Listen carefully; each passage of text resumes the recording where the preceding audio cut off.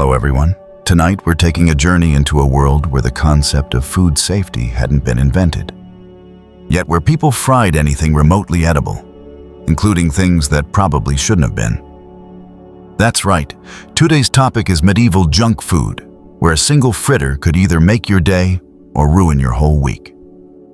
Imagine living in the year 1347. Breakfast is a sad, watery soup. Lunch is bread as hard as rock, and dinner, well, if you're lucky, might be something fried in reused pork fat for the who knows how manyth time. You might think I could survive that. Trust me, you wouldn't make it to lunch, especially when dessert is turnip cake. So before you settle in and relax, take a moment to like the video and subscribe to the channel. But only if you genuinely enjoy what I'm doing here. And I'd really love to know, where are you watching from? And what time is it there? Leave a comment. I always enjoy reading messages from our global community of night owls. Now then, turn off the lights, maybe switch on a fan for a bit of soothing white noise, and let's glide gently into the greasy, misguided culinary adventures of the Middle Ages. You know, in a world where everything either looked overcooked or underdone, the apple fritter was a flicker of joy. A kind of prehistoric donut you might find at a market fair after church service, or in the hand of a child running away after stealing it. First, let's talk ingredients: apples. But don't picture the glossy, plump red apples delicately placed in an Instagram-worthy wicker basket by the slow-living crowd. No. Apples back then were small, misshapen, and tart enough to rival the glare of a neighbor when you come home late. And they didn't come from a store. They came from someone's tree, which you quite coincidentally may have climbed over a wall to steal from. They chopped the apples up and tossed them into a runny batter made from flour, eggs, and ale. Yes, beer. Because clean water was a luxury, and ale was at the very least more fun. Next step, frying. Deep frying. And not in fresh oil, mind you. This was reused pork fat, possibly seasoned by 3 plague seasons and a house fire. The flavor? Let's just say it had character. People called it rich in tradition, but it was really just oil that had lived too many lives. And the result? A small, hot, crispy fritter with a soft center and a real risk of burning your lips. If you were rich, you might sprinkle a bit of sugar, which at the time was considered white gold. If you weren't noble, and let's be honest, you weren't, a bit of honey or syrup made from some kind of root would pretend to be sugar. But don't get me wrong. Fritters were genuinely delicious. Delicious in the way that biting into one made you temporarily forget your last meal was turnip soup mixed with tears. Now let's move on to cheese curds, also known as medieval popcorn, if you subtract every quality that makes popcorn enjoyable. This was young cheese, not yet aged, not yet mature, and honestly still trying to figure out who it was in life. They were made by taking milk, adding rennet, a gentle little enzyme that comes from a calf's stomach, and waiting for it to curdle. Sound unsanitary? Absolutely. But at least it wasn't turnip cake. And in this era, that was a win. Cheese curds didn't stretch, didn't melt, didn't enter beauty pageants. But they were chewy, made a faint squeaky sound when chewed, and were incredibly convenient. You could eat them by hand, sprinkle them on soup, or gently throw them at someone's head during a fight over who ate the last bit of cheese. Then comes the turnip cake. If you're lying there, thinking, surely no one made dessert out of turnips, then you've underestimated the level of culinary desperation in the Middle Ages. Picture this. A pile of turnips mashed up, mixed with eggs, maybe a touch of honey, or a few raisins if you are in a wealthy monastery going through a creative cooking phase. The mixture is placed into a pastry shell, one made from flour and sheer will to survive, then baked. The result? A cake that's half sweet, half savory, half tasty, and not entirely certain. But people still ate it. Because life was hard and no one refused something called dessert, even if only in the technical sense. And then you'd encounter the meat pasty, also known as the prehistoric hot pocket. A folded pastry filled with meat carrying all the hope and hazard one could cram into a dough casing. The meat could be anything rabbit, pigeon, eel, or you don't want to know. Spices were added not to enhance flavor, but to mask the fact that the meat had seen better days. Miners would often hold the thick crust at the edge, not to eat, but to grip with dirty hands and then toss to the ghosts, or the rats. Depends on the location. Finally, sugar-coated fennel seeds.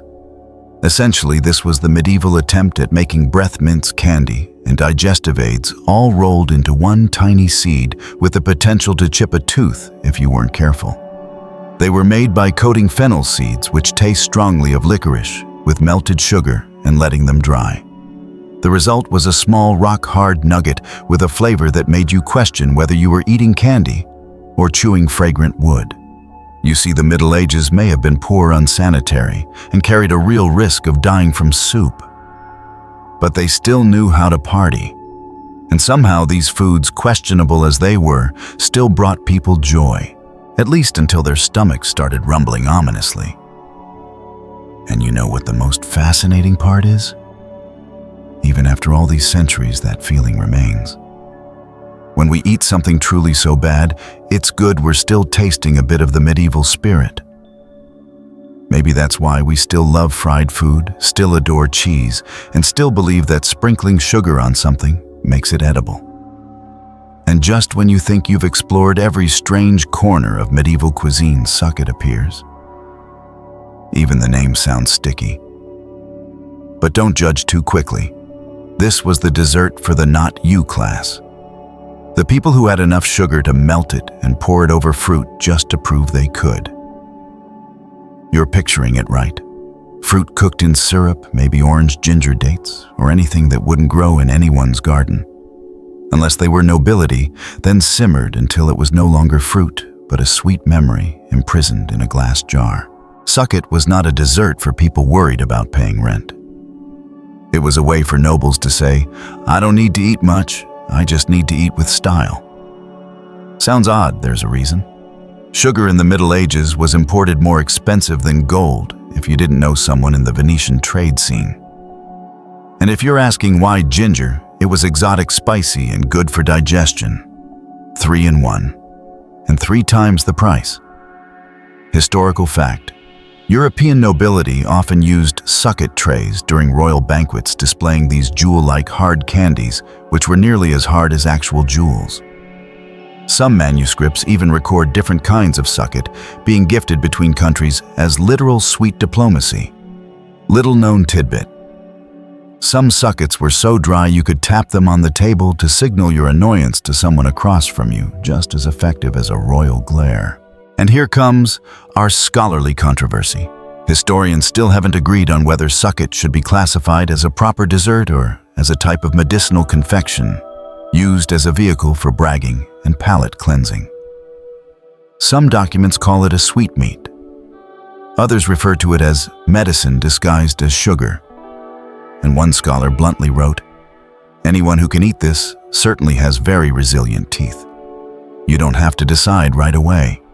Just imagine a small piece of orange cooked in pure sugar syrup, cooled until it hardens like jewelry, and delicately picked up by the white-gloved fingers of a noblewoman wearing a hat taller than her dignity, while you watch from the kitchen. You may not get to taste it, but at least you get to hear the story. And just when you've managed to swallow that thought, dryly crispy fried eel steps onto the stage. Yes, eel. Slippery, long, slightly terrifying, and to the medieval mind, entirely edible, if you were brave enough. In fact, it was beloved enough to rise from peasant stew to royal banquets without asking permission. The first feeling when frying eel is apprehension. It still wiggles a bit, even after being prepared. Some records from the time describe cleaning eel as wrestling with a living rope that has emotions. And that was the pleasant part. But once you get past the trauma and dip that piece into hot fat, something magical happens. The skin turns crisp, the meat inside is rich and fatty, and the aroma is like fried chicken and grilled squid had a beautiful, scandalous baby. One bite is enough to make you forget your last meal was burnt turnip bake. Here's a fun historical fact: eel wasn't classified as meat under church fasting laws. meaning you could eat it during Lent as long as you closed your eyes and forgot it lived in a river. This made it the star of fasting seasons and a perfect example of how the definition of fasting has always allowed creative flexibility. Little known tidbit. When fried eel can sometimes curl slightly in the pan, as if saying one last farewell. A sight that medieval cooks called the vitality of ingredients, and we would call "I'm not eating that, thanks." Academic debate. Of course there is. Some scholars argue that fried eel originated from the peasant class, easy to catch, easy to cook, hard to mess up. Others believe it was a noble dish imported from the East, with elaborate seasoning techniques and ties to royal feasts documented in chronicles. The truth? Probably both, because nothing is more medieval than a dish equally loved by kings and the guy rowing past the castle. Starting to feel a little hungry? Don't worry. We've still got one more dish on tonight's menu: honey cakes. They are the pinnacle of sweetness in every sense, including dental pain. And now we arrive at the honey cake, the medieval dessert, with a level of stickiness, chewiness, and density that even a mousetrap would bow down to. You might imagine a sweet from that time, to be soft, fluffy, and fragrant, like something from a modern French bakery. But no. This was an era without oven thermometers, where spoons weren't widespread and eyeballing it was a professional standard. So what you got was a dense, heavy block, slightly burnt at the edges, and so sticky that if it fell to the ground, it might take a layer of flooring with it. Still, people loved honey cake. Why? Because it was sweet, and in a world where everything else tasted like dry straw or steamed turnips, a bit of sweetness was enough to make you feel like life was treating you kindly. The ingredients were simple flower water. The kind you could drink without getting sick was rare, and enough honey to make it sticky and cling to everything you didn't want it to. Sometimes they added spices if they were feeling fancy: cinnamon, nutmeg. Occasionally dried rose petals, the kind used either for baking or for masking the stench from the pig pen next door. Historical fact: honey was the most common sweetener in medieval Europe before sugar from India and the Middle East became widespread. Honey wasn't just food. It was medicine, a preservative, and a golden ticket in most baking recipes of the time. Some monasteries even kept their own bees to ensure supply, carefully documenting the number of liters collected each season. Because if anything was heaven sent, it was honey, not boiled greens. Weird tidbit: some honey cakes were aged for months. Not out of thriftiness, but because they stayed exactly the same over time. That was a compliment. You didn't worry about mold, even fungus knew its limits. Academic debate. Historians still argue whether this cake falls under the category of immediate consumption or ceremonial offering. Some manuscripts suggest honey cakes were made for major festivals, gifted between noble families. But other records say they were used as long-distance rations for soldiers because they were durable, dense, and could be used as a weapon if necessary. History hasn't made up its mind.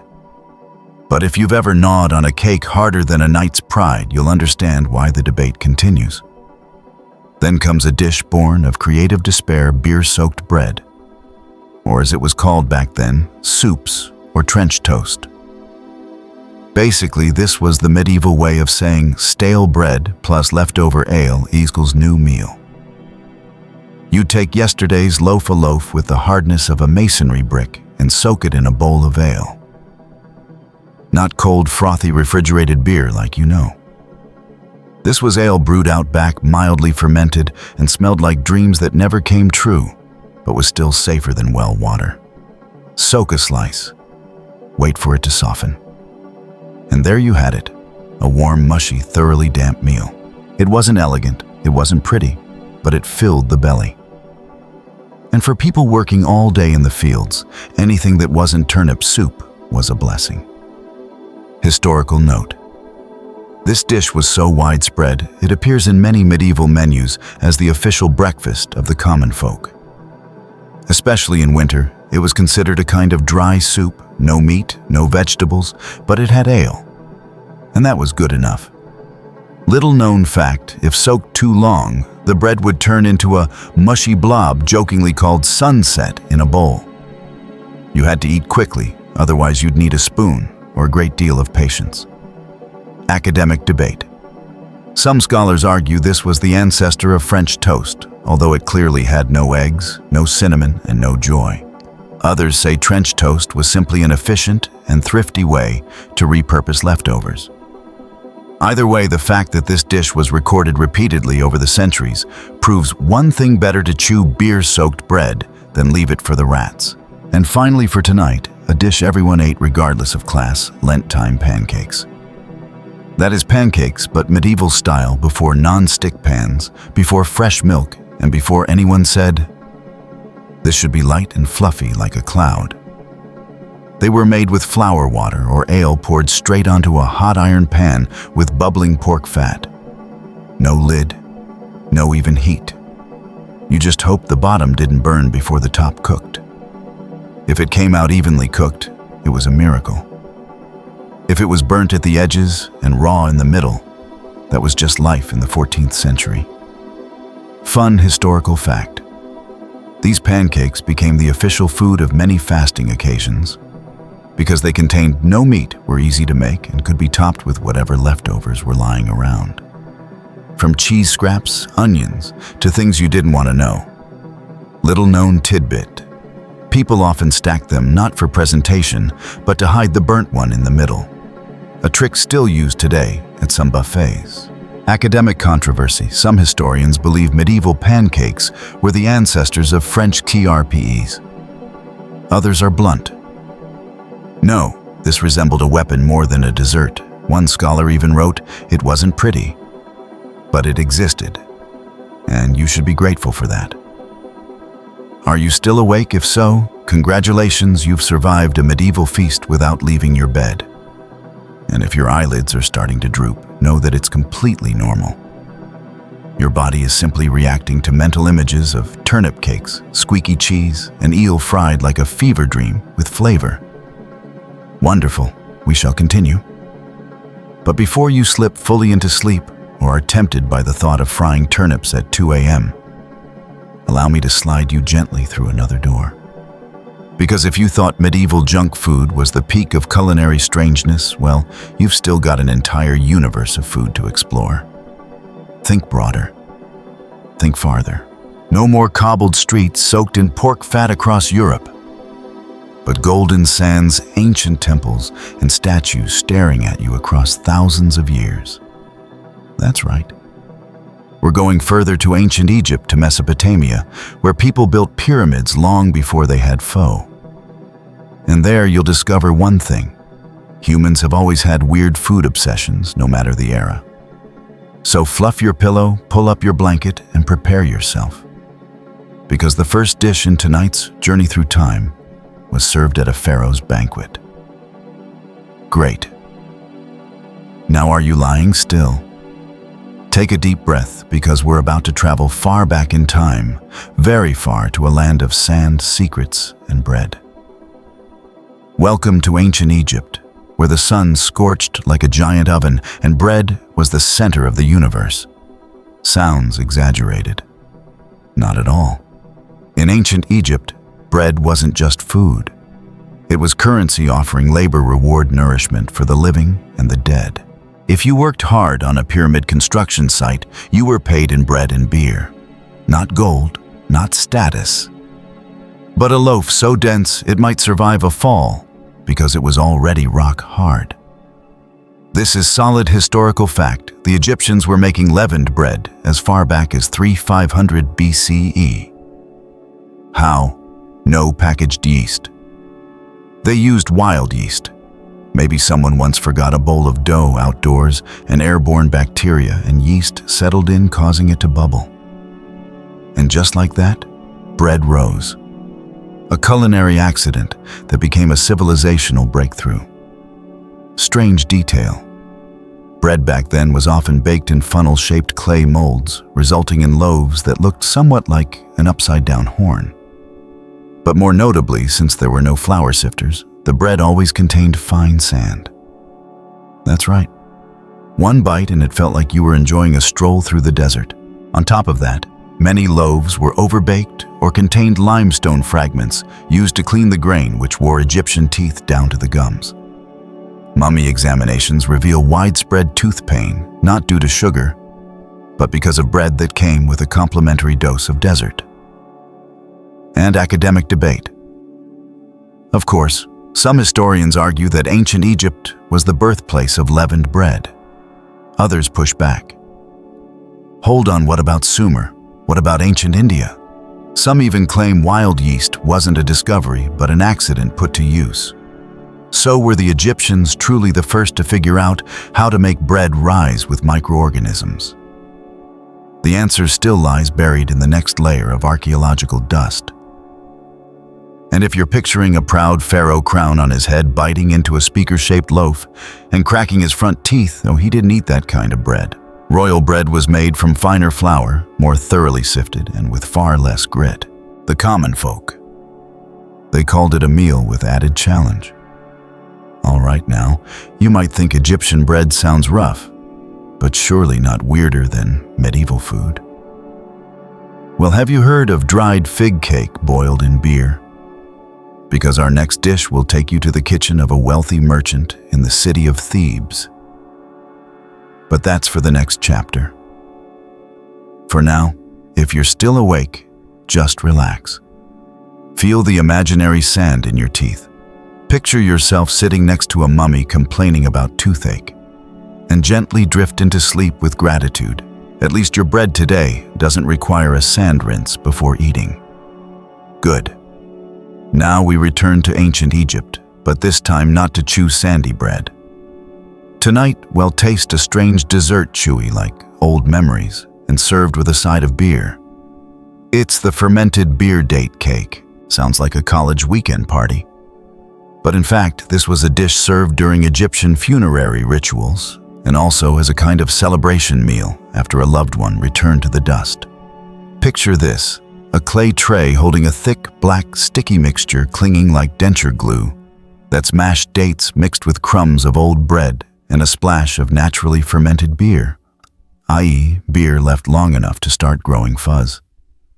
The mixture was pressed sun-dried and placed on offering tables beside the statue of Anubis, the jackal-headed god who handles things once you can't handle them yourself. Fascinating historical fact. This cake wasn't just food. It was soul food meant to nourish the dead on their journey to the afterlife. Egyptians believed if you didn't offer enough cake and beer, your departed loved one would awaken in the next world grumpy. And no one wants to anger a hungry mummy. Little-known fact, archaeologists have unearthed date cakes that retained their shape after more than 3,000 years. No mold, no decay, no change. The question isn't, should we eat it, but why does it still exist? Some scientists call it natural food petrification. Others joke this isn't food, it's time frozen into a lump. Academic debate plenty. Some historians claim the beer date cake was sacred, used only in funerary or religious rites. But others have found traces of it in ordinary kitchens. They argue it was simply resourceful recycling dropped dates, stale bread, spoiled beer mixed and eaten. And if someone happened to die in the house, well into the tomb it went. Whether born of reverence or a desire to avoid dishwashing, the beer date cake has endured through millennia. And that in itself is a rare culinary achievement. If you're still awake, and I suspect you're already half asleep, and here one more dish and it's gentler, honey-soaked lotus flowers. Sounds poetic, doesn't it? But don't let the name fool you. The ancient Egyptians believed the lotus was a symbol of rebirth. So at grand feasts, they didn't just use lotus flowers as decoration, they ate them. The petals were picked at dawn when dew still clung to them. Then soaked in honey and fruit wine and dried under soft sun until they shriveled like golden silk rags. When eaten, they were chewy, mildly sweet, and smelled a bit like old perfume spilled into a jam jar.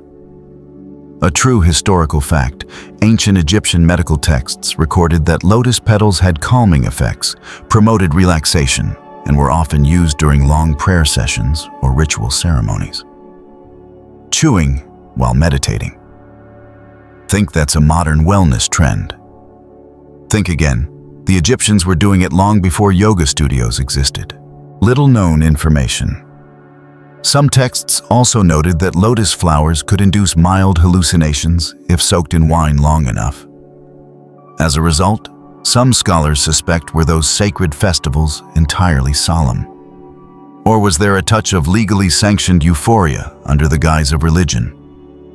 Academic debate? Absolutely.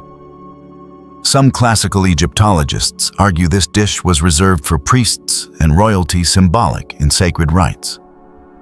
Meanwhile, modern biochemical archaeologists have found traces of lotus nectar in broken pottery from common households. Their conclusion, sacred is one thing. But if it tastes good, everyone wants to try it. A point hard to argue with. And there you have it. Whether you were a pharaoh in a golden palace or a farmer surrounded by scarab beetles, people still ate dishes that were strange, evocative, and occasionally confusing. If your eyes are starting to close now, your heart beats steady like the rhythm of a funeral drum, ancient style, don't worry. Then perhaps you too are ready to sleep like a god with a full stomach. Sleep deeply. No dreams of sandy bread, no one offering you lotus at a burial feast. And if you do dream of a mummy offering you date beer cake, just shake your head, don't take a bite. If you think ancient Egypt was the final stop on humanity's culinary odyssey, not quite.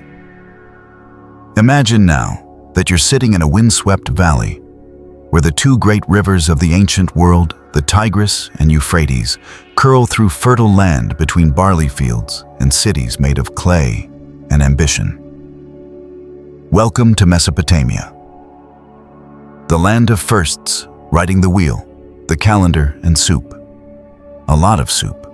So much that if you lived here around 3000 BCE, you'd almost certainly begin your day with a bowl of soup and end it with another. No coffee, no buttered toast. Just soup, soup, and soup. And now as the lights dim and you're nestled into your pillow like a woolen idol, let me tell you about Mesopotamia's signature dish. A recipe that took archaeologists decades to decipher, and once cooked, no one really wanted to make again. Let's proceed gently, like when you lean in to hear ancient wind whistle through the ruins of Uruk, Babylon, or Nineveh. Among the hundreds of dishes recorded on Mesopotamian clay tablets, one in particular left both historians and modern chefs. Scratching their heads, lamb soup cooked with beer milk and blood. Yes, you heard that right. This is one of the oldest recipes in the world, etched in cuneiform on clay tablets, dating back to around 1700 BCE. These tablets are part of the Yale Culinary Tablets collection, considered the world's first cookbook. Fascinating historical fact, the Babylonians didn't just cook, they documented every step and ingredient meticulously as a way to transmit culinary culture with seriousness. Some recipes list up to 10 ingredients, including meat, herbs, beer, yogurt, and yes, fresh blood used as a thickener and flavor enhancer. Feel a chill yet? Don't worry. The modern version omits the fresh part. But the ancients believed if eaten during sacrificial ceremonies, the dish would grant strength and protection from the gods. If eaten while sleepy, you might instead receive a dream full of smoke and lamb. Strange detail, the soup had no formal name, only described as special meat stew with beer. But in Mesopotamian culture, beer was considered cleaner and more sacred than water. Understandably so, the Tigris and Euphrates were teeming with bacteria, while beer, thanks to fermentation, was safe to drink. So by adding beer to food, you were practicing hygiene. Now that's a responsible culinary beginning. Academic controversy. Of course, one school of thought insists this was a sacred ritual dish. Others argue nothing sacred, just a typical noble meal. Some modern culinary historians even recreated the dish minus the blood and concluded it tastes like a thick lamb stew, smells a bit odd, but not as bad as the name suggests. Naturally, none of them finished the whole bowl. If you've already shivered a little, don't worry, the next dish is gentler flatbread topped with mashed dates and fried onions. A breakfast dish beloved by both commoners and temple priests. You take a piece of lightly toasted flatbread, usually made from barley flour, and spread a layer of date paste as thick as molasses. Then sprinkle on a few slices of onions, fried in lamb fat. A little sweet, a little salty, a little confusing, but nourishing enough to build a temple or two. Verified fact flatbread was the staple of Mesopotamian cuisine, used in place of spoons, plates, and sometimes napkins. Diners would tear off pieces of bread to scoop soup, dip into sauces, wipe their mouths, and then eat the wipe. Zero waste, quite literally. Strange detail, there's evidence that Babylonians used burnt bread dough to treat digestive issues by charring it, grinding it into ash, mixing it with water, and drinking it. Definitely hard to swallow. But when there are no pills, anything can become hope. Academic debate. Some scholars argue that date-covered flatbread was the ancestor of pizza. Naturally, the Italians protest this fiercely. But researchers still like to jokingly call it proto-pizza, the kind of pizza served by people dancing around clay idols. And if you're still awake at this point, even if just one eye open, congratulations, you've survived a Babylonian breakfast, a lamb blood ritual, and a toasted onion breakfast treat. Not bad for a night lying in bed, traveling only by imagination. Now take a deep breath. Feel the dry desert wind of Mesopotamia brush your face. Smell the lamb. Don't worry, you'll fall asleep before that dish hits the table. Sleep well. And if you dream of finding yourself at a Babylonian banquet, remember, don't ask if the soup has blood in it. Just smile, nod, and eat the date bread. Excellent. So now gently roll over, shift your position, and follow me around another corner of tonight's journey.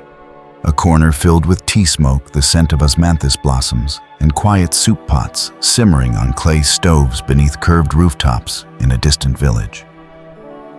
Because talking about ancient cuisine without mentioning ancient China is like eating dim sum without soy sauce, still doable, but odd and a little bland. And no, there won't be ancient Kung Pao chicken or Han Dynasty spicy noodles, level 7. But you will find things more refined, more modest, and sometimes stranger than the blood stew of Babylon. Picture yourself living around 1000 BCE during the Zhou dynasty. You don't wake to a phone alarm, but to the sound of roosters and the smell of porridge so plain. You have to imagine the taste of salt just to swallow it. But on special occasions, they served a dish I'd like you to taste right now: barley porridge with cinnamon bark, lotus root, and herbal perfume water. Historical fact. In ancient texts like the Book of Rites, the Zhou people categorized meals by strict ritual order, which dishes were for kings, which for nobles, and which for commoners. And surprisingly, porridge was the unifier. It was seen as a symbol of purity, easy to digest, modest, and beyond criticism or praise. However, during ritual ceremonies or full moon days, porridge would be elevated. Ingredients both rare and strange were added. Cinnamon bark, soaked in orange blossom, distilled lotus leaf water, even a drop of fermented lilac blossom perfume. Not for aroma, but to expand the flow of qi and blood. Little known fact. In medical texts from the spring and autumn period, it was recorded that the scent of food could treat mild mental disorders. Therefore, some noble families would prepare porridge in sealed rooms. Burn a garwood incense, add a few drops of floral essence into the porridge, and only inhale it, not eat it. This dish was jokingly called porridge for the soul, not the stomach. Picture the scene: an elderly man with a silver beard holding a bowl of porridge, eyes closed, inhaling deeply as if sipping sake, then placing it down without a single bite. That indeed was peak ancient ASMR. Academic debate. Some historians argue that adding perfume to food was limited to royalty, those with the time and resources to invent dishes no one wanted to chew. However, archaeological digs in commoner tombs in Henan revealed traces of osmanthus and perfumed rice powder inside broken pottery, suggesting that at least a few commoners with taste once sampled this fragrant porridge steeped in essential oils. If you're struggling to imagine the taste of that porridge, don't worry. We'll move on to something more modest, yet refined. Millet cakes steamed in lotus leaves. Small round cakes made from finely ground millet steamed in young lotus leaves. No sugar, no salt. When eaten, the cake carried the scent of earth after a light rain mixed with August lotus. That's right, poetic in fragrance, but in taste like a perfumed sponge in one of Li Bai's dreams. Verified fact, steamed millet cakes were once tribute gifts to the king during the Western Zhou period. These small cakes were arranged in dragon shapes inside bamboo boxes, saws, and sent from rural regions like Shandong or Sichuan. The king would eat, nod, and praise, pure and honest, while ministers silently thought honest indeed. Strange detail legend says these cakes could prolong life. Why? Because there was hardly anything to digest. Your stomach would take a holiday each time you ate one. Academic debate. A group of modern Chinese nutritionists claim this is a prime example of introspective cuisine. But cultural historians rebut. It's not flavorless, it's meditative. The debate remains unresolved, though everyone agrees if you eat this before bed, you'll sleep soundly. Now, if your eyes are half closed, your mind beginning to drift, and you hear the imagined wind brushing through millet fields, congratulations, you've officially traveled through 3 ancient civilizations in one night. From medieval fried cakes, Babylonian lamb blood soup, to orange blossom porridge from ancient China, you've tasted the strange and survived. You are truly strong. Take a deep breath. Pull the blanket close. And if you dream of eating porridge with Confucius beneath a tree, remember to bow. He's very polite, but please don't mention blood bread. Wonderful. You're still here, and that truly is impressive. Not everyone has the patience to lie through tales of blood soup, millet cakes, and perfumed porridge without passing out.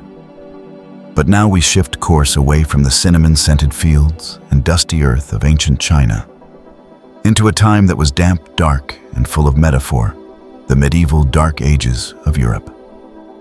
And if you ever imagined people in that era lived like in romantic period dramas, flowing lace dresses, lute melodies, steaming aromatic soups, just wait. The reality, you'd see soup, but no steam, no scent, no taste. Because the first dish we'll nibble on tonight is a legend stone porridge. True historical fact, stone broth was once a popular folktale and wordplay across Europe. The story goes that a poor traveler arrived in a village with no food and asked only for a pot of water and a clean stone. Curious villagers gathered to witness the magical stone soup. Each person added something. One brought carrots, another potatoes, another tossed in an old chicken bone. In the end, the stone broth became a real meal. The stone, of course, remained inedible. Little known information. In some regions like Poland and Hungary, it was once customary to actually cook a stone in soup to infuse it with the Earth Mother's energy. So if you ever tasted something vaguely mineral in a local dish, that's right. You just ate a piece of the planet's foundation. Academic debate. Some historians claim stone broth was merely an allegorical tale about sharing and creativity in poverty. Others insist they've found medieval culinary records with the phrase broth with washed stone added. Was it metaphor or literal? The answer likely rests inside someone's stomach around the year 1347. Now, if you've managed to swallow the stone, try a winter specialty dried turnip soup boiled with cloth. Not lychee, but actual cloth. Clean linen rags torn into strips soaked in hot water to add fiber. Some documents recount that during prolonged famines, poor villagers in France or Switzerland would boil cloth as a way to fill the stomach and trick the gut. Verified historical fact. During the Great Famine of 1315–1317, many parts of Europe suffered devastating food shortages. When supplies ran out, people boiled bark grass roots, even shoe leather. But cloth soup was considered the more dignified option. At least it was clean, and if washed right, smelled of lavender. Strange detail. Some nobles even used old tablecloths soaked in herbal wine chopped into bits and added to porridge as a dessert during plague-era meals. No one dared ask, what is this dish called, because knowing might have ruined the illusion. Academic controversy. Some say cloth soup is just a grim folktale. But archaeologists have discovered preserved linen fibers in the teeth of people buried in the 14th century.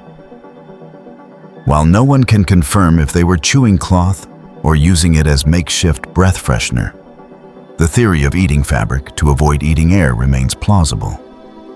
And if you're still awake, be warned, tonight's final dish might have you dreaming you're feasting with a plague-era noble family. Welcome to the meat pie with no meat. Known as pie fakery, this dish originated in England, where commoners longed to eat like the gentry but couldn't afford it. They mashed beans, breadcrumbs, leftover animal fat into a dense filling, then baked it inside a meat pie crust. After baking, they brushed the top with cocoa powder, if available, or finely ground charcoal, if not to simulate that caramelized meat edge. True event. In the post-plague era, the English developed many mock meat dishes out of necessity, with livestock dying in droves and survivors too weak to hunt. The fake meat pie became a symbol of resilience and of how far people could go to fool their own appetite. Strange tidbit. Some even tucked a tiny chicken bone into the center to simulate chewing. It's unclear how effective this was, but they were clearly serious about surviving poverty with a touch of flair. Academic debate. Some culinary historians call this a brilliant innovation. Others bluntly state this proves humanity hit culinary rock bottom. Yet the dish continues to be recreated at a few rural English festivals for those curious to know what eating during the plague really tasted like. And now, as the night deepens, the wind at your window sounds like the sigh of a disappointed medieval cook who's run out of clean linen. Close your eyes. Don't think about stone soup, meatless pies, or orange blossom porridge. Imagine instead that you're lying on a bed of clean straw beside a gently crackling fire, and someone is whispering a story into your ear with a slow, warm voice. Sleep now. It'll keep watch over the stone soup. Sleep well. And if you dream, may your dream contain salt. Now let us lift the northern veil of mist. Let the cold wind blow through bristling beards, and horn blasts echo from a wild land where breakfast might be seal heart and dinner, sometimes just a bowl of fermented fish. Welcome to the world of those who knew no fear, unless you served them sour skyr mixed with fish blood without warning. Yes, you are stepping into the realm of the Vikings. Extraordinary warriors, traders, and poets living among ice sea and meals that would make a modern stomach plead for mercy. Verified historical fact. Vikings weren't just raiders and sailors. They had an agricultural system growing barley, raising sheep, and notably making yogurt. Skyr, a thick, sour, protein-rich yogurt, existed as early as the 9th century and remains a staple in Iceland today. They also had a habit of fermenting nearly everything. Fish fermented, cabbage fermented, milk, of course. And during the long winters when fresh food was as rare as a clean-shaven man, these fermented dishes were the only reason they survived. Strange detail. One of the Vikings' popular snack foods was blood bread, bulkaka, animal blood, usually from sheep or seal mixed with oats and spices, then baked into thin slices. Sound terrifying? Maybe. But they believed that eating blood passed on the strength of warriors. There was also Greenland shark buried in the ground for months. When eaten, one had to stand upwind to avoid the smell. Meaning it wasn't just a meal, it was a battle not to faint. Academic debate. Some historians say the Viking diet was simple and pragmatic. But others have found poetic texts describing lavish feasts of roasted pork, flowing honey, and strong mead suggesting Viking cuisine was richer than we imagine. However, most agree Vikings ate to survive, not to savor. And now, if you still have strength, allow me to offer you a signature dessert: wild greens mixed with fermented milk left overnight inside a goat skin. This dish was meant to clean the gut after a long winter. Records say 1 spoonful was enough to make you recall every regret of your life. The Vikings called it spring's revenge. Villagers called it once in a lifetime. And it's enough just to imagine it. And so you've traveled from medieval lard through Babylonian blood soup, Chinese cinnamon porridge, plague-era fake pies, to the sour fermented milk of the Vikings. I don't know if you feel hungry, queasy, or at peace, but if you're still here truly, your spirit of adventure is admirable. Now pull the blanket up just a bit more. Listen to the cold Nordic wind brushing through pine trees. Imagine yourself lying beside a Viking hearth, listening to tales of distant battles. Wonderful. So let us now curl beneath our imagined blanket.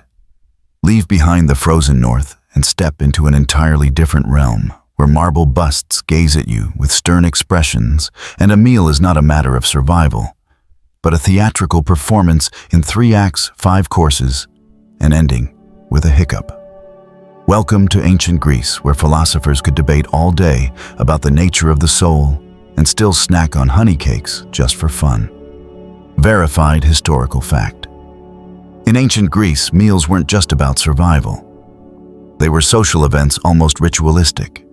The Greeks held symposia, dialogue banquets, where people ate, debated, recited poetry, and sometimes threw bread at each other for fun. The aristocracy typically began with light dishes: opson, often olives, goat cheese, or fresh figs. Then came the main course: grilled fish, goat meat, or bean soup with wine. And no banquet was complete without a generous serving of deep-fried honey cakes, said to be food of the gods. Little-known detail. One lesser-known but popular dish of the time was wine and goat cheese soup. Yes, you heard correctly, cheese melted in wine. Ancient Greeks didn't have cream or bone broth, so they used diluted red wine, crushed cheese herbs, and breadcrumbs cooked together into a dish with a flavor profile that was difficult to describe and likely to either enchant or repulse you. Notably, they believed eating cheese with wine stimulated thought, which is why this dish was often served before major philosophical debates. Meaning, if you hear Socrates say something particularly lofty, remember he had just slurped down cheese wine soup. Academic debate. Some modern scholars claim the dish never existed, that it was merely a literary embellishment of opulence. However, fragments of pottery from the 5th century BCE have revealed handwritten recipes for soup made with cheese and wine. Modern historical chefs have recreated it, concluding it's unexpectedly reasonable. Like wine fondue, but without electricity.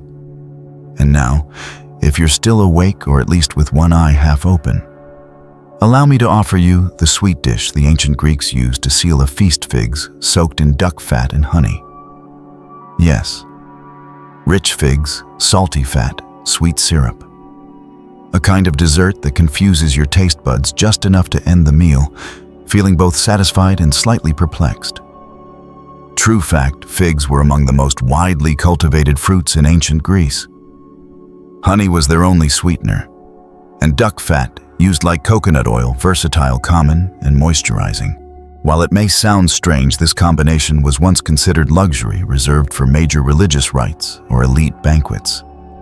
Curious detail, records suggest that noble women also used this mixture as an overnight facial mask.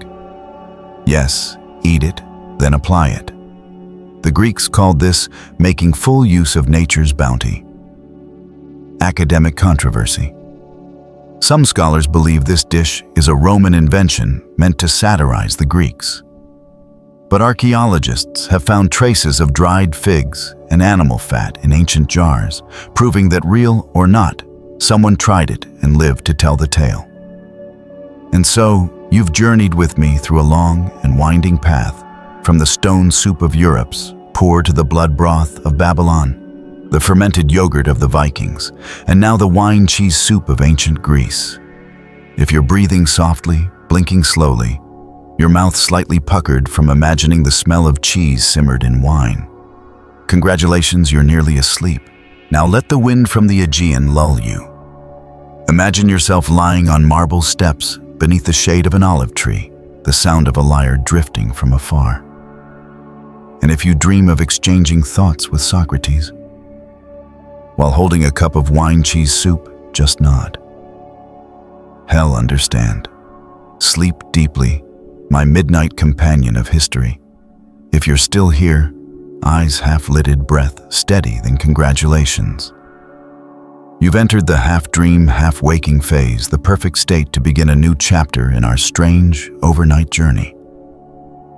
Let me now carry you back in time across the vineyards of southern Europe, past cobblestone roads strewn with olive pits and hoofbeats, into the heart of an empire that once claimed to be the center of the world.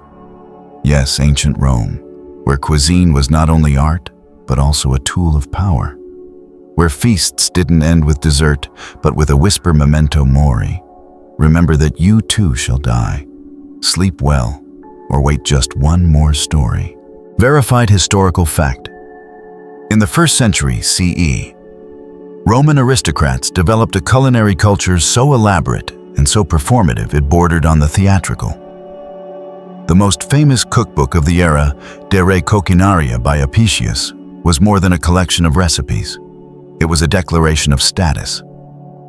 Among its near-mythic creations, garum Roman fish sauce, made by fermenting small fish, usually anchovies, with salt in clay jars under the sun for several months. The result? A thick liquid with a pungent aroma that was used in almost every dish. Romans didn't just dip into garum. They cooked with it, marinated with it, mixed it with wine, drizzled it over boiled eggs, roasted fruit, even added drops to wine for flavor balance. Little-known fact, luxury-grade garum was bottled in jars stamped with the maker's logo and sold at different price points, depending on fish type, fermentation level, and the quality of the sunlight used. That's right, the Romans invented limited edition fish sauce long before the word luxury existed. Garum was so prized, it became a major export of the Roman Empire to regions like Gallia, modern France, and Britannia, modern Britain. Wealthy citizens traveled with it much like one might carry sriracha or soy sauce today. Academic debate. Some scholars argue Roman garum was entirely distinct from Asian fish sauce, not only in ingredients, but also in fermentation method. However, recent experimental archaeologists have recreated garum from Apicius's recipe and reported it tastes 70% like phu quoc fish sauce, 30% like forgotten river fish brine. Interpret that as you will. And if you think garum is the pinnacle of culinary courage, may I present the next dish, ash roasted eggs. No, not modern salted eggs, but whole chicken eggs roasted directly in the hot ash of a wood fire, sometimes infused with grape wine, honey, and a powder made from crushed black pepper and dried pollen. This dish is not for the faint-hearted. The yolk carries the faint scent of ancient smoke, a slight bitterness from wine, and a gentle sting from the pepper. The Romans believed it warmed the blood, stimulated thought, and warded off illness. Verified event. At banquets of Roman philosophers or statesmen, ash-roasted eggs were often served as appetizers alongside watered-down wine. It was considered a palate test. If you could swallow it, you were worthy of sitting at the main table. Odd detail. It was recorded that Emperor Nero once declared he would only eat ash eggs cured in pine wood because the pungency expands the will to rule. No one dared to argue. Academic debate. Some archaeologists believe this dish was only common in southern Rome, where the hot climate and mineral-rich ashes made it favorable. However, others cite evidence of char marks on eggshells found in Pompeii hearths, suggesting this was no myth, but the trace of a bold stomach. And now, if your eyes begin to stick shut, and your tongue is quietly mumbling garum eggs, ash pepper, rest assured you're nearing dream's doorstep. Set aside the fermented fish ash-baked eggs and the cheerful laughter of a Roman villa. Let the Mediterranean breeze gently tug your blanket. Hear the soft lapping of waves in Ostia's port, and imagine someone pouring wine into a silver cup, smiling softly as they say, "We eat to live, but we live to tell of these meals." Sleep well, and if you dream of debating garum with Cicero, don't fear. He's only asking if you added a few drops to your soup. Wonderful. So let us now leave behind the lavish Roman banquets where garum rivaled liquid gold and ash eggs were seasoned with power, and continue our nighttime voyage to a land sacred, mysterious, and dust-covered. We are now gently, ever so gently descending into Upper Egypt, where pyramids rise against the starlit sky, and the people believed that every meal was a gift from the gods. Verified historical fact. The ancient Egyptians had a remarkably advanced culinary system. They were masters of fermentation, brewing beer, baking bread, and preserving food with techniques modern humans are still deciphering today. Bread was the core of every meal, and not the fluffy, snow-white sandwich loaf we know now. Egyptian bread was dense, heavy, made from unsifted barley flour, meaning it often contained sand husk fragments, and if you weren't careful, it could chip a tooth. But that was just daily life. The more surprising part, whole loaves of bread have been found perfectly preserved in royal tombs, placed alongside gold and jewels, as if whispering to the soul. The journey to the afterlife is long. Bring snacks. Strange tidbit. That bread carbon dated to over 3,000 years old still retains its shape. No one has dared take a bite, but one scientist described the aroma as a blend of garden soil after rain and the inside of an old suitcase. Not ideal for Sunday brunch revival. Academic debate. Some scholars believe these tomb breads were purely symbolic, never meant to be eaten. Others argue if it were only symbolic, why bake full loaves, wrap them in palm leaves, and place them next to actual jars of fermented beer? Perhaps the ancestors of Egypt were serious about not letting spirits go hungry. Speaking of beer, don't picture a chilled can from a supermarket. Ancient Egyptian beer was more like fizzy liquid porridge made by fermenting crumbled bread in water. They didn't drink it to get drunk, they drank it to survive. Nile water wasn't always clean, so beer was the safer, more nutritious option. Verified fact in inscriptions from Deir el-Medina, the village of pyramid workers' daily rations were detailed bread and beer for each laborer, depending on rank and productivity. Work hard, get more beer. Slack off and your foam quota was reduced. Little-known information, beer was also used in religious rituals. It was poured over statues to seek divine favor, and in some great festivals, beer was mixed with honey and herbs to connect the soul with the cosmos. Academic controversy. Some argue this beer lacked rising yeast and resembled more of a soup than a drink. However, experimental archaeologists in the UK recreated it from relief-carved recipes and tasted it. Their verdict? Not bad, but best consumed hungry to appreciate its full challenge. And now, if you're still somewhat awake, close your eyes and picture yourself standing in a sun-baked mud brick house. A table before you laid with coarse bread, a bowl of thin beer, and a few dried dates. The Nile hums softly in the distance, and the Egyptian sky glitters with stars like golden sand falling upward. Beside you, a blind old woman sits stroking a cat, telling you stories from her youth, how she once worked as a cook in the temple of the goddess Isis and nearly burned the whole place down after adding too much garlic to a lentil stew. You smile faintly. Your eyelids grow heavy, and the old woman with a raspy voice whispers, "We eat to live, but we tell the stories so we don't forget. Sleep well, And if you dream of preparing a meal for a pharaohdont, forget a loaf of bread, a bowl of beer, and a single date. That's all you need to make it through the night, whether in this world or the next. Now shift scenes as gently as a Nile breeze, gliding across the water as softly as an exhale, slipping into slumber, unless, of course, an Egyptian cat wakes you at midnight, demanding to be fed. But before you completely drift away, let me plant one small question into your mind like a spoonful of honey into a warm cup of tea. If Egypt was the cradle of bread and beer, then where's the land of pearl porridge, bird's nest soup, and thousand-year tea eggs?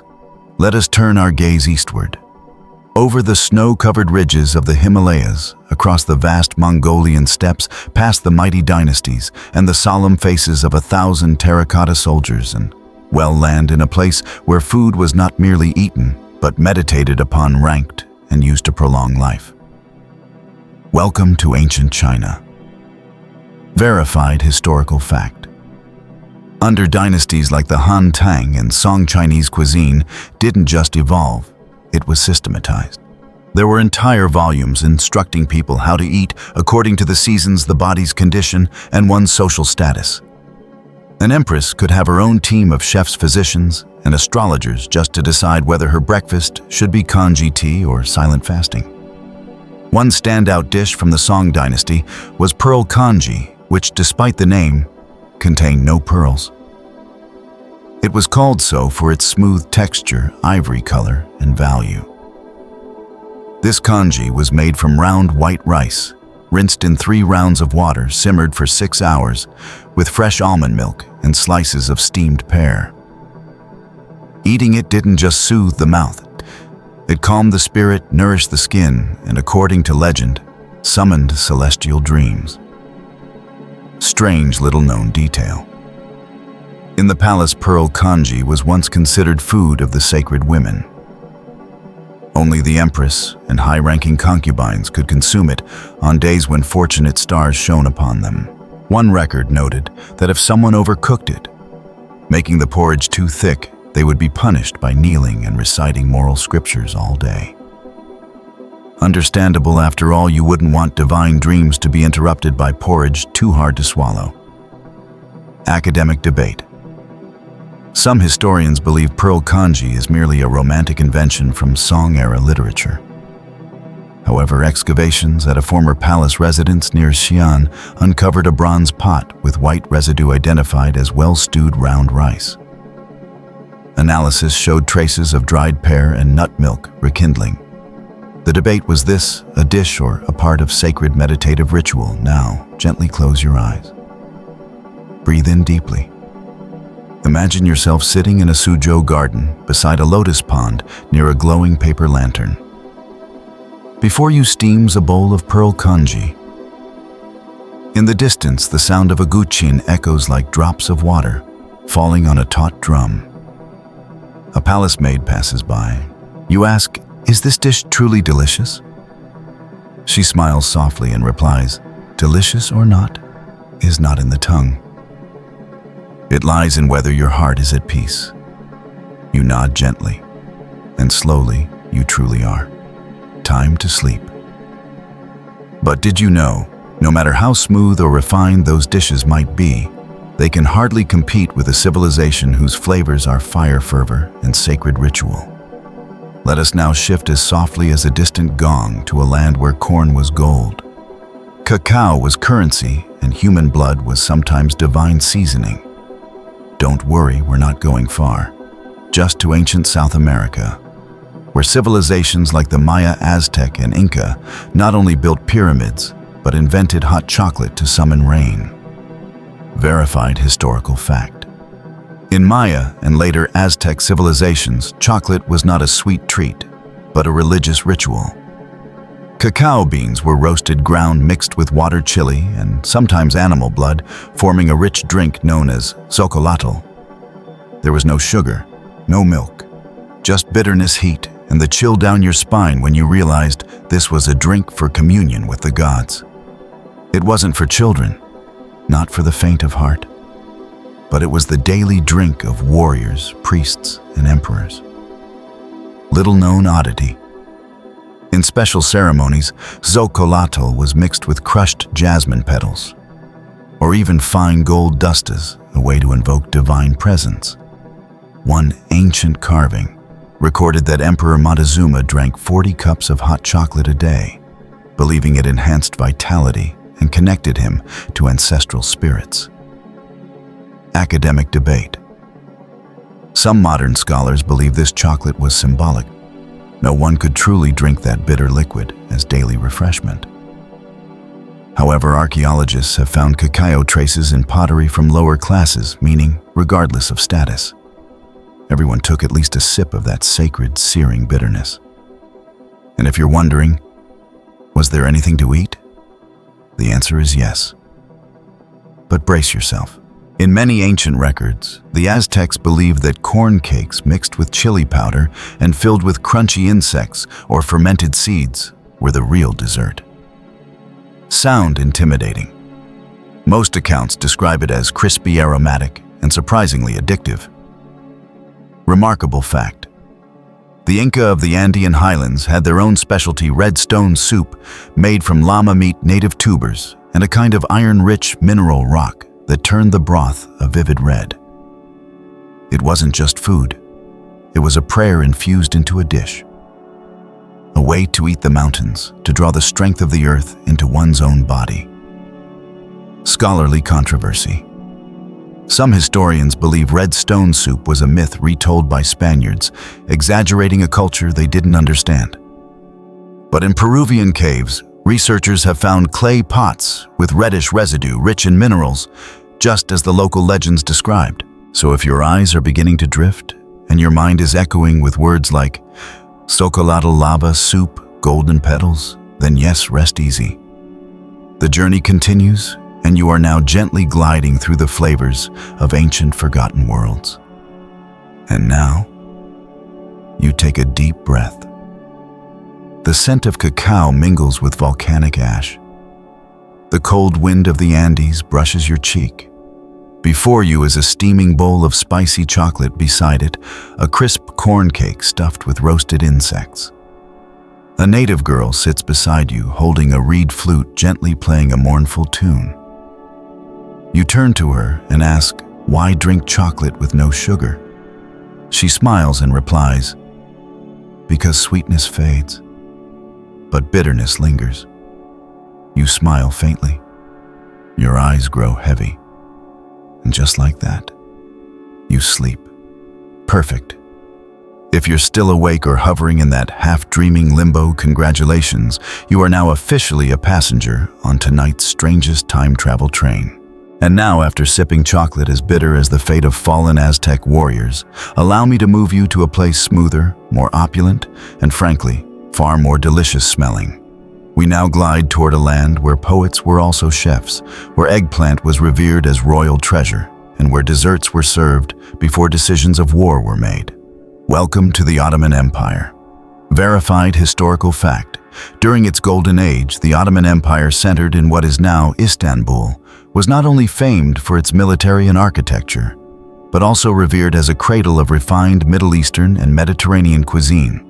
The Topkapi Palace had its own kitchen complex, as vast as a stadium, with over 1,000 chefs working daily to serve the Sultan and his court. And one dish that made the entire court hold its breath was honey-roasted eggplant, a creation whose name alone might sound a little suspicious, right? Little-known oddity. The dish began by roasting whole eggplants over charcoal until the skin turned black and the inside became soft like the soul of a Monday morning. The flesh was then mixed with roasted garlic, dill pine nuts, and drizzled with warm brown honey, blended with fruit vinegar. Finally, it was sprinkled with crushed, dried rose petals, like a whisper made of flowers. This was not a dish for the dieting, nor a light evening snack. It was a declaration of love, of power, and sometimes of romantic sulking. Records tell of a queen who once refused an entire banquet because the chef forgot a single rose petal on the eggplant. Academic debate. Some modern culinary historians argue that honey eggplant was more legend than reality. No official recipe exists, and few outside the palace ever tasted it. But recently, a handwritten note found in Aleppo, Syria, described a dish of eggplant soft as velvet, tasting of sweet night and sour longing. Could it be the very same? And if you think that's all, hold on. We haven't even mentioned the most legendary dessert of the era, almond milk with orange blossom, also known as the dream of the sorrowful princess. Even the name says it's not for the impatient. It was made by simmering almond milk with orange blossom petals, lemon peel, and a pinch of saffron. The texture was soft, the taste gentle-like, being wrapped in a cloud blanket on a Ramazan night. Notable event. In legend, this dessert was served whenever victorious news arrived, only to the woman the Sultan missed most. Whoever received it in her chamber knew love had not faded. Little known fact. One chef was once expelled from the palace for slightly scorching the milk, causing the Sultan to think he had been forgotten. The lesson here: never underestimate the power of a single drop of orange blossom. Academic controversy. Some historians suspect the dessert was a post-Ottoman fusion from various regions, not purely Ottoman. But in the Topkapi Library, there exists a painting clearly showing a silver bowl of moon-scented milk being handed to a woman standing in the palace courtyard. And her face was both surprised and certain it came from the one she hoped. Now try to imagine you're sitting on a silk-draped balcony, the Mediterranean night breeze drifting past like a half-finished poem. On the table, a plate of fragrant roasted eggplant steams, gently beside a warm glass of almond milk. A deep voice speaks from behind the curtain. You can't make someone stay, but you can hold them with a meal. You close your eyes, not to sleep, but to hold that sentence in your heart. And then, you really do sleep. Of course you do. And if you're still not asleep by now, then you belong to a very special group. The group that has survived Aztec spicy chocolate, Egyptian sandy bread, and Ottoman honey-roasted eggplant, and is still awake. Congratulations.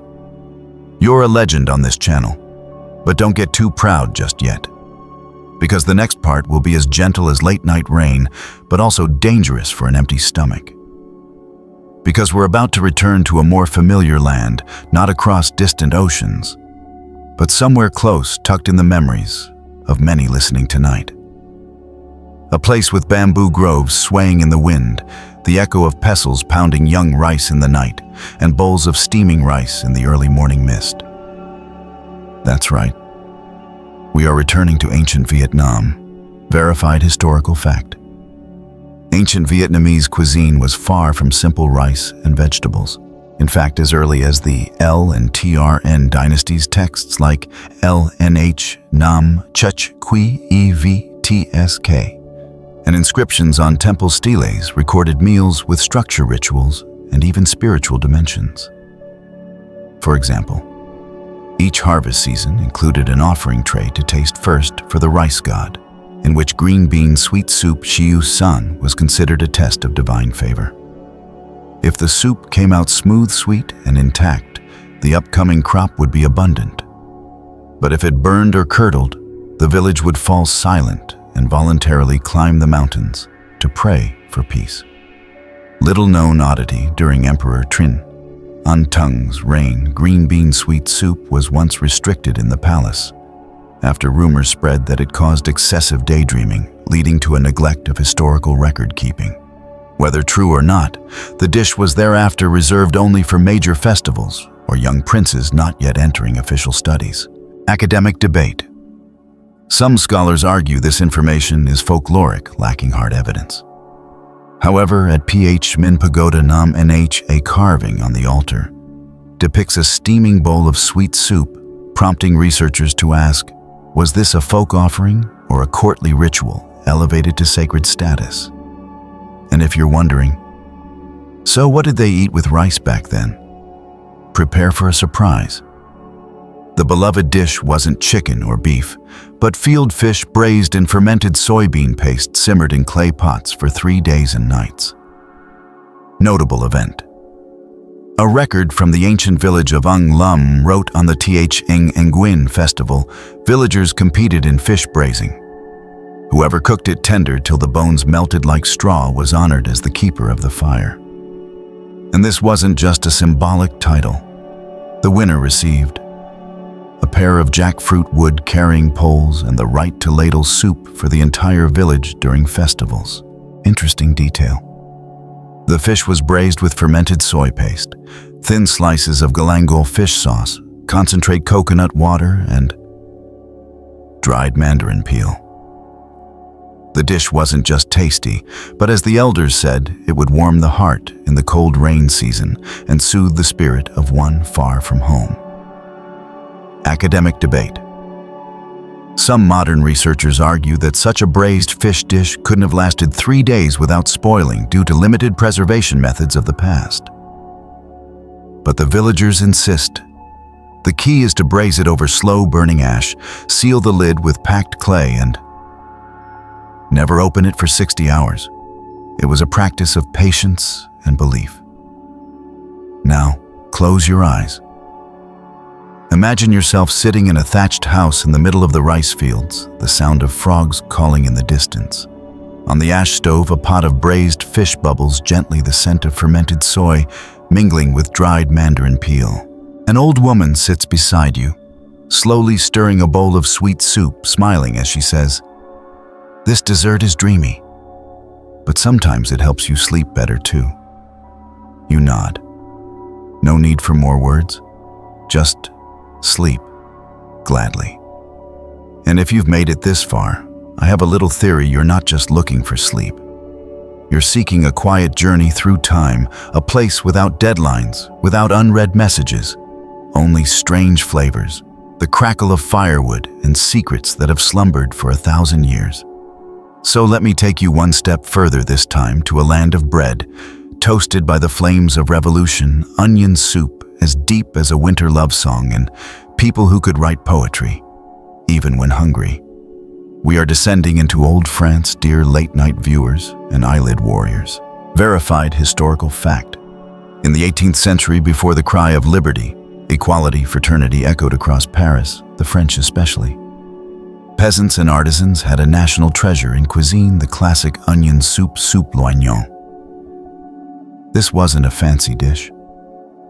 It was meant for windy nights, rumbling stomachs, and wallets lighter than a dandelion puff. Little-known oddity.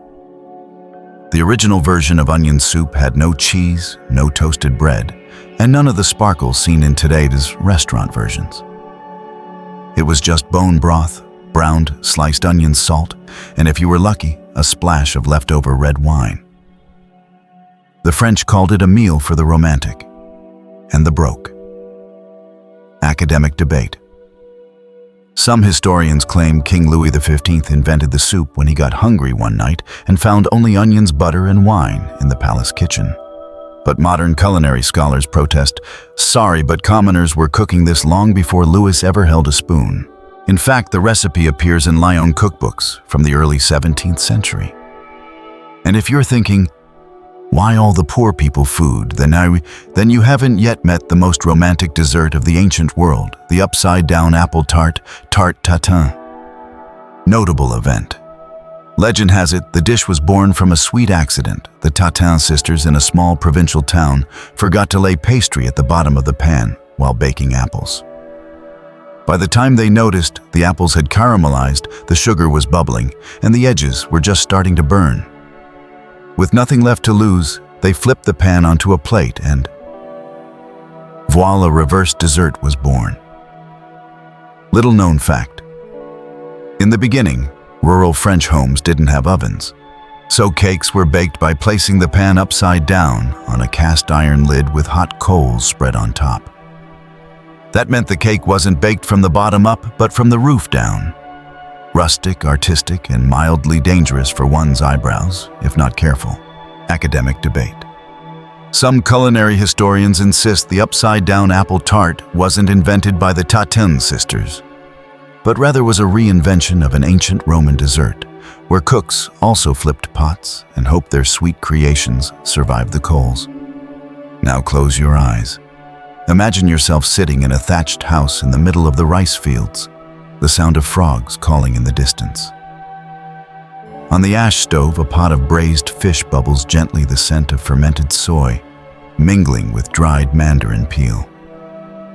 An old woman sits beside you, slowly, stirring a bowl of sweet soup, smiling as she says, "This dessert is dreamy, but sometimes it helps you sleep better too." You nod. No need for more words. Just sleep, gladly. And if you've made it this far, I have a little theory. You're not just looking for sleep. You're seeking a quiet journey through time. A place without deadlines, without unread messages. Only strange flavors, the crackle of firewood, and secrets that have slumbered for 1,000 years. So let me take you one step further this time, to a land of bread toasted by the flames of revolution, onion soup as deep as a winter love song, and people who could write poetry, even when hungry. We are descending into old France, dear late-night viewers and eyelid warriors. Verified historical fact. In the 18th century, before the cry of liberty, equality, fraternity echoed across Paris, the French especially, peasants and artisans had a national treasure in cuisine, the classic onion soup, soupe l'oignon. This wasn't a fancy dish. It was meant for windy nights, rumbling stomachs, and wallets lighter than a dandelion puff. Little known oddity, the original version of onion soup had no cheese, no toasted bread, and none of the sparkle seen in today's restaurant versions. It was just bone broth, browned, sliced onions, salt, and if you were lucky, a splash of leftover red wine. The French called it a meal for the romantic. And the broke. Academic debate. Some historians claim King Louis XV invented the soup when he got hungry one night and found only onions, butter, and wine in the palace kitchen. But modern culinary scholars protest, sorry, but commoners were cooking this long before Louis ever held a spoon. In fact, the recipe appears in Lion cookbooks from the early 17th century. And if you're thinking, why all the poor people food, then you haven't yet met the most romantic dessert of the ancient world, the upside-down apple tart, tarte tatin. Notable event. Legend has it, the dish was born from a sweet accident. The Tatin sisters in a small provincial town forgot to lay pastry at the bottom of the pan while baking apples. By the time they noticed, the apples had caramelized, the sugar was bubbling, and the edges were just starting to burn. With nothing left to lose, they flipped the pan onto a plate and voila, reverse dessert was born. Little known fact. In the beginning, rural French homes didn't have ovens. So cakes were baked by placing the pan upside down on a cast iron lid with hot coals spread on top. That meant the cake wasn't baked from the bottom up, but from the roof down. Rustic, artistic, and mildly dangerous for one's eyebrows, if not careful. Academic debate. Some culinary historians insist the upside-down apple tart wasn't invented by the Tatin sisters, but rather was a reinvention of an ancient Roman dessert where cooks also flipped pots and hoped their sweet creations survived the coals. Now then, imagine this. You're sitting on a small balcony in the outskirts of old Paris. Early autumn golden leaves gently falling onto gray-tiled roofs. On the table, a steaming bowl of onion soup beside it. A still warm slice of apple tart with caramel drizzling down the plate like the last drop of sunlight. Your companion looks at you and softly asks, "What do you think? Was this cake an accident or destiny?" You smile, take a sip of soup, and reply, "Sometimes all sweet things begin with a small mistake." The wind passes through. Your eyes close, and sleep like caramel melts gently on the tongue of your soul. Perfect. If you're still here, it means you've survived the upside-down apple tart without face planting into the table. Congratulations. You are a warrior of postponed sleep. And if that Parisian stretch full of soup and caramel left you feeling warm inside, then my apologies in advance, because the next stop will make you want to brew hot tea, sit up straight, and breathe deeply like a meditating monk. Tonight we turn the wind across the sea and pause beneath the fiery red maples of Kyoto. Welcome to ancient Japan, where even a mouthful of rice is a ritual, where leftover rice steeped in tea can become a cultural symbol. Verified historical fact. The dish we'll taste tonight is called ochazuke, simply put tea poured over rice. It first appeared during the Heian period, 8th-12th century, when samurai and Japanese aristocrats would end evenings of poetry contests, board games, or deep musings on impermanence with a bowl of rice soaked in green tea to center the heart. Little known oddity. At first glance, it may seem like poor man's food, but in truth, ochazuke was used to sober up lords after sake banquets, as tea was believed to clear the mind while rice helped anchor the soul before it drifted away.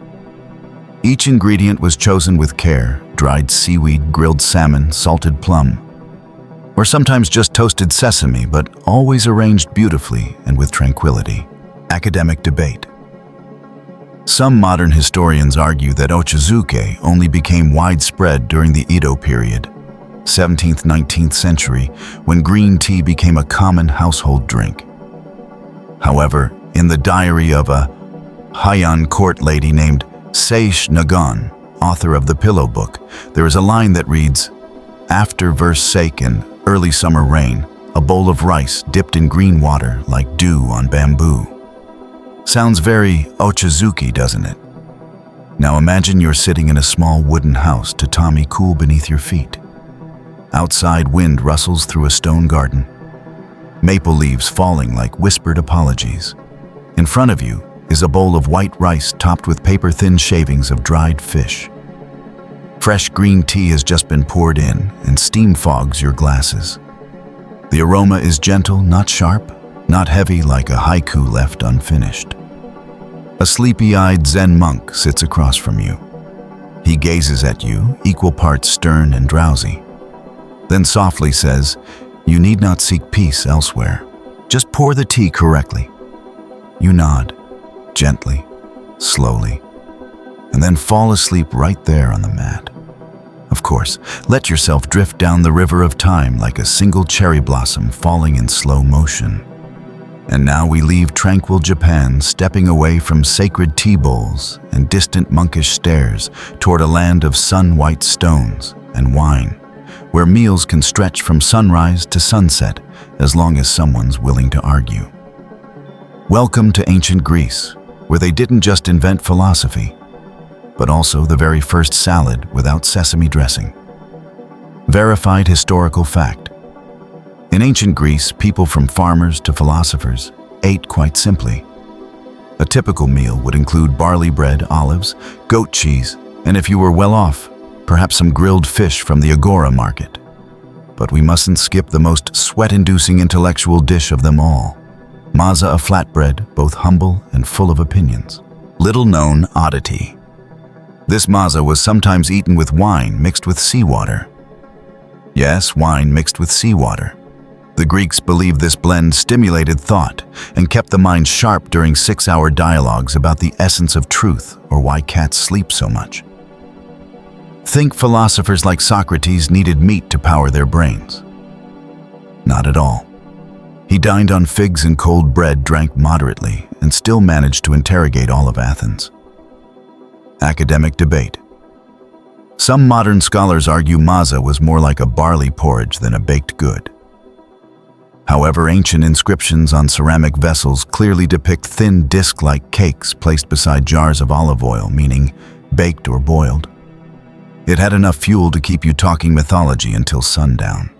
And if you're wondering, where's dessert? Congratulations, you're thinking like a proper Greek. Because after philosophy, sweetness was how one restored faith in life. Their favorite dessert. Melituta, a honey cheesecake considered the ancestor of modern cheesecake. Noteworthy historical moment. This cake was made by simmering fresh goat's milk into a cream, mixing it with naturally leavened flour, then gently baking it on hot stones, and finally drizzling wild honey over the top. No ovens, no toppings. Just patience and a touch of rural genius from the islanders of Naxos. Charming detail. Melatauda was used in weddings offerings to the god of love, Eros, and reconciliation gifts after fierce philosophical debates. One story claims the philosopher Epicurus once refused hundreds of gold coins. But when gifted a single piece of Melatauda, he went silent and later wrote a 3,000-word essay on pure joy. Academic debate. Some argue this dessert only appeared after the classical Greek era. However, the Geoponica, a Byzantine agricultural manual sourcing earlier Greek knowledge, clearly outlines a similar recipe with the advice, use honey from bees who feed on flowers that bloom before the rains. Now then, just imagine you're sitting on a white stone step, overlooking the Aegean Sea glittering under the moonlight. In your hand is a warm piece of Melatauda. Beside you, an old philosopher in a flowing robe absent-mindedly plucks a lyre. He turns and asks gently, "Tell me, do you think sweetness is a feeling or a memory?" You take another bite. The honey melts in your mouth like an ancient lullaby. "I think it's both." He nods satisfied, says no more, and lets the ocean breeze whisper the rest. You lean your head against the marble pillar, and then you sleep. If you're still here under a light blanket, eyes half shut, heart halfway between worlds, allow me to offer you a very special ticket, a one-way pass to the land of battle axes, cold moons, and fermented fish. Get ready, because our next chapter takes us into ancient Scandinavia homeland of the Viking warriors, where breakfast might begin with rye bread and end in a raid on the neighboring village. But don't worry, no bloodshed tonight. Just a quiet hearth, a few sleepy tales about Viking food, the kind that kept them alive through winter, rowing for months at sea and still shouting a thunderous SKEL before downing a barrel of ale. Verified historical fact. The Vikings, 8th–11th centuries, lived in harsh climates with long winters and poor soil. Most of their food had to be preserved, dried, salted, smoked, or fermented to a degree that even the gods might wince. One iconic dish was crackle, Greenland shark that had been buried underground for several months, then hung to dry for several more. When eaten, it reeked so powerfully of ammonia, it felt like opening a fridge that had died a decade ago. But to the Vikings, it was a delicacy. A kind of gut-warming, chewy candy that kept them full and frostbite-free during snowstorms. Little-known oddity, crackle wasn't originally made for warriors. It was invented by poor folk who had no way to preserve shark meat without ice or enough salt. They buried the fish in sand to remove its toxins, then hung it in the wind to tame its deathly aroma. Today, it's still sold in Iceland. And yes, when you open the jar, the ammonia fumes might just punch you in the nose. Academic debate. Some scholars argue that crackle was unique to Iceland, not the wider Viking world. However, the Slendingasker, old Icelandic sagas mention dock guards weeping as they gnawed through bone-dry fish, only to face this dish next. And honestly, if it made Vikings cry, it's safe to say it was very Viking. Beyond fermented shark, there was barley bone marrow stew, black bread made from oat flour and wood ash, and a rather peculiar dessert. Sky, or a thick, sour yogurt-like dairy product mixed with honey and sometimes wild forest blueberries. Sounds cute, but remember, everything was stored in wooden barrels that once held fish water. Want fruit with that, you'll have to go forage. The nearest supermarket is about 1,000 years away. Fascinating detail. On seafaring expeditions, Vikings brought thin rye crisp bread baked once and eaten for months. One version, called knakkebrød, was made with a hole in the center to hang from beams safe from rats' moisture and usable as makeshift fans if needed. Academic debate. Some historians claim Vikings ate bland food, but excavations at ancient Scandinavian hearths have revealed traces of at least 40 herbs and spices, proving they knew how to season like connoisseurs. And now imagine this, you're sitting in a low wooden cabin with mossy grass on the roof. Outside, wind howls through snowy trees. In front of you, a bubbling stew with tender venison sweet onions and a slice of blackened bread, singed by an overeager fire. A towering warrior with a thick beard and sleepy eyes looks at you and asks, "Do you believe fermented fish can save a soul from the frost?" You think for a moment, then nod. If you eat it and survive, you've earned forgiveness. The whole cabin laughs. A low, warm laugh like a bear's fur. You lean back against a sheepskin rug, close your eyes, and amidst the wind and snow, you sleep peacefully like a Viking returned from victory. And now, if you're still here beneath a soft blanket, a dim lamp, or quietly beside a half-finished cup of tea, then congratulations. You've just traveled across ancient lands, stepped into forgotten kitchens, and tasted meals almost lost to time. You survived Viking fermented fish. And that, my friend, is an achievement worth remembering. But you know what? You don't need to be a warrior, a queen, or a philosopher to deserve rest. You just need to be yourself. Someone who chose to pause for a moment. Let your thoughts drift with a simple story. A gentle voice in a long night. In a world that keeps running, you stopped. And that is a miracle. Whether you're in New York, California, Texas, or a quiet town nobody remembers, I hope right now your heart feels just a little lighter, your eyelids a little heavier, and peace is on its way to find you. Good night. May you have a sleep without dreams, without worries, without any lurking deadlines. Just you and your well-earned rest. If you're still awake, maybe you need one more episode. And if you've already drifted, that's okay. You'll still be here. See you next time. Sleep well, dear friend.